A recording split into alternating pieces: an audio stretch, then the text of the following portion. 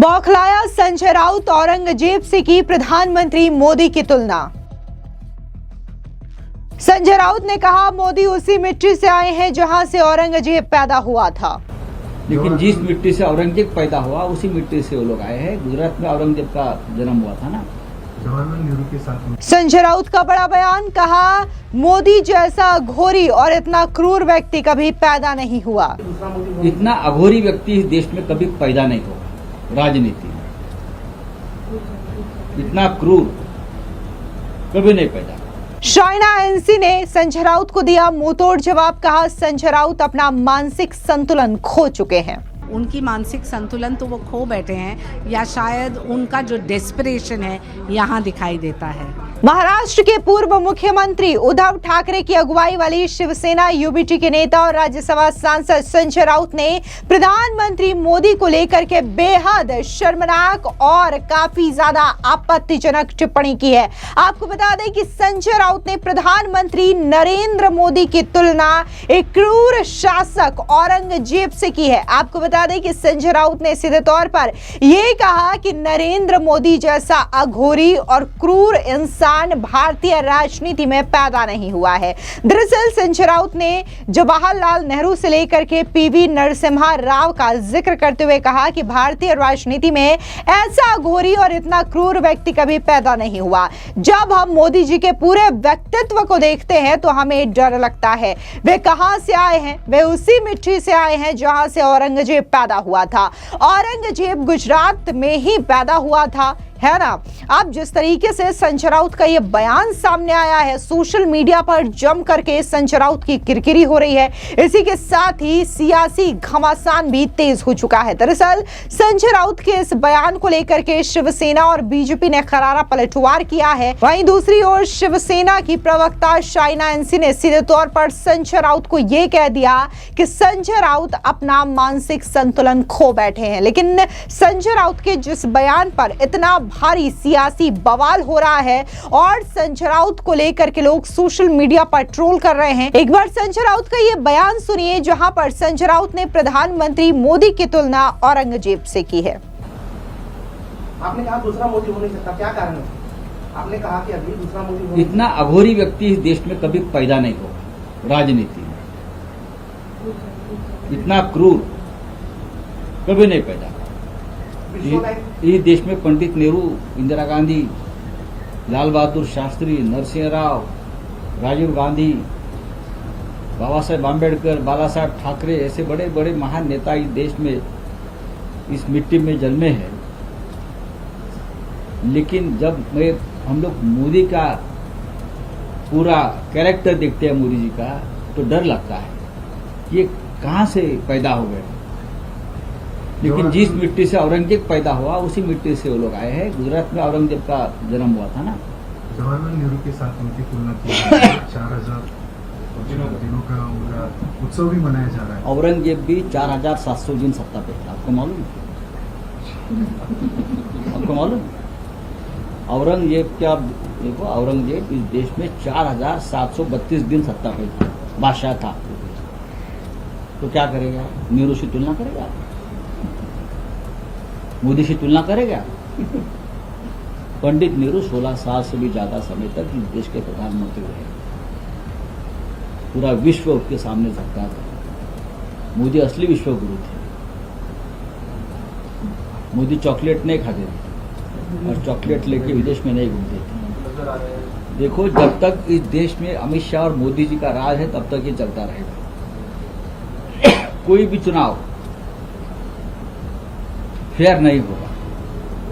मीनाक्षी नटराजन के केस में क्या हो गया? मोदी जी ने अपने चुनाव के नॉमिनेशन फॉर्म में इतनी बातें छुपाई, घर की बातें छुपाई, डिग्री की बात छुपाई, फिर भी 10 बार उनका नॉमिनेशन स्वीकारा जाता है। स्मृति ईरानी का स्वीकारा जाता है और भी लोगों का स्वीकारा जाता है। लेकिन मीनाक्षी नटराजन का राज्यसभा का नॉमिनेशन फॉर्म रिजेक्ट होता है।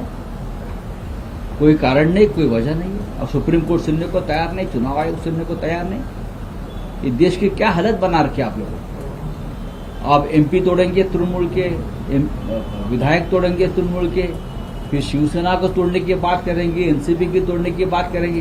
क्या आपको यही काम है क्या? दूसरा कोई काम बचाना ही देश में? देखेंगे कितने तोड़ते हैं।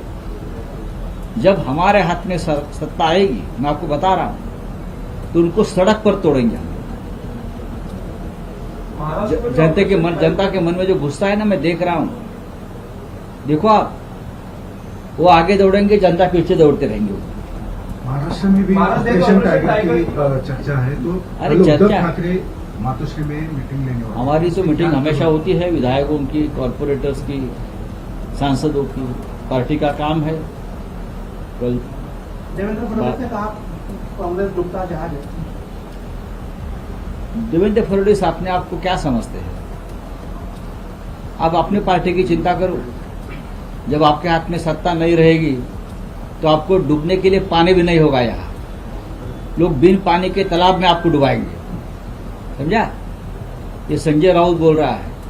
अब जिस तरीके से संजय राउत ने यह बयान दिया है, इसको लेकर के करारा पलटवार जो है वो शिवसेना नेता शाइना एनसी की ओर से किया गया। बता दें कि शिवसेना नेता शाइना एनसी ने संजय राउत के बयान पर तीखा हमला बोलते हुए कहा कि संजय राउत अपना मानसिक संतुलन खो चुके हैं। वो महाराष्ट्र के चार्ली चैपलिन हैं जो लोगों को हंसाना चाहते हैं, लेकिन लोग उनके बयानों से एक चीज समझ लेते हैं कि उनकी जगह ठाणे के मानसिक हॉस्पिटल में है। संजय राउत की सही जगह है थाने मेंटल हॉस्पिटल, क्योंकि जिस अंदाज से वो प्रधानमंत्री के लिए विकृत शब्दों का इस्तेमाल करते हैं, वहाँ एक चीज़ स्पष्ट है, कोई मनोगत, कोई भी व्यक्ति, कोई भी पत्रकार सोच समझ के प्रधानमंत्री की लोकप्रियता को देख के विश्लेषण करेंगे। खैर, उनकी मानसिक संतुलन तो वो खो बैठे हैं, या शायद उनका जो डेस्परेशन है यहाँ दिखाई देता है। वहीं दूसरी ओर शिवसेना एमएलसी मनीषा कांदे का बयान भी सामने आया। उन्होंने संजय राउत पर जोरदार तरीके से निशाना साधते हुए कहा कि संजय राउत से मैं पूछना चाहती हूं कि क्या उन्हें सिजोफ्रेनिया हो चुका है। ऐसे में मैं ये पूछ रही हूं कि कहीं इस बीमारी का शिकार तो वो नहीं है, क्योंकि पहले प्रधानमंत्री मोदी की बहुत तारीफ करते थे, अब 2 साल बाद वो मोदी जी को गालियां दे रहे हैं। संजय राउत का मानसिक संतुलन खो चुका है। कुल मिलाकर के फिर चाहे वो मनीषा कांदे हो या फिर शाइना एनसी हो, यही कह रही हैं कि संजय राउत पूरी तरीके से अपना मानसिक संतुलन खो चुके हैं, जिसकी वजह से वो प्रधानमंत्री मोदी के खिलाफ इस तरीके के आपत्तिजनक टिप्पणी का इस्तेमाल कर रहे हैं। लेकिन आपको बता दें कि संजय राउत ने कोई इस तरीके से पहली बार प्रधानमंत्री मोदी के खिलाफ इस तरीके की टिप्पणी का इस्तेमाल नहीं किया है, बल्कि वो इससे पहले भी प्रधानमंत्री मोदी की तुलना क्रूर शासक औरंगजेब से कर चुके हैं। बता दें कि लोकसभा चुनाव के वक्त यानी कि मार्च 2024 में भी संजय राउत ने बयान दिया था। उन्होंने कहा था कि औरंगजेब का जन्म प्रधानमंत्री मोदी के गृह राज्य यानी कि गुजरात में हुआ था, इसीलिए दोनों की विचारधारा एक जैसी है। इसके अलावा मई 2024 में एक बार फिर से संजय राउत ने बयान दिया, जहां पर उन्होंने कहा कि औरंगजेब ने 27 साल तक महाराष्ट्र से लड़ाई लड़ी थी और अंत में उसे यहीं दफना करके उसकी कब्र खोद दी गई। हालांकि जिस तरीके से संजय राउत के ये विवादित बयान देखने को मिलते हैं, इसको लेकर के बीजेपी का करारा पलटवार भी देखने को मिलता है। कुल मिलाकर के संजय राउत जिस तरीके से भड़काऊ शब्दों का इस्तेमाल करते हैं, बयानबाजी का इस्तेमाल करते हैं, इसको लेकर के उन्हें मुंहतोड़ जवाब देने का काम भी किया जाता है। आपको बता दें कि जहां लोकसभा चुनाव के वक्त संजय राउत ने प्रधानमंत्री मोदी के खिलाफ आपत्तिजनक और भड़काऊ बयान का इस्तेमाल करते हुए प्रधानमंत्री मोदी की तुलना औरंगजेब से की थी, तो इसका करारा जवाब भी जनता ने दिया और एक बार फिर से प्रधानमंत्री मोदी को चुना जनता ने, उन्हें तीसरी दफा देश का प्रधानमंत्री बनाया गया। इसी के साथ ही प्रधानमंत्री नरेंद्र मोदी ने देश के पहले प्रधानमंत्री जवाहरलाल नेहरू का रिकॉर्ड भी तोड़ दिया है। आजाद भारत के सबसे ज्यादा लंबे वक्त तक प्रधानमंत्री बने रहने का रिकॉर्ड अब नरेंद्र मोदी के पास है। हालांकि इसी चीज को लेकर के विपक्ष पूरी तरीके से तिलमिलाया हुआ है और ये जो बयान सामने आया है संजय राउत का, ये वही दर्शाता है कि आखिर किस कदर संजय राउत बौखलाए हुए हैं कि उन्होंने प्रधानमंत्री मोदी को न सिर्फ औरंगजेब से तुलना की, बल्कि प्रधानमंत्री मोदी के खिलाफ अघोरी और क्रूर जैसे शब्दों का इस्तेमाल भी किया। फिलहाल इस पूरी खबर को लेकर के आपकी क्या राय है, कमेंट सेक्शन में जरूर बताएं। धन्यवाद।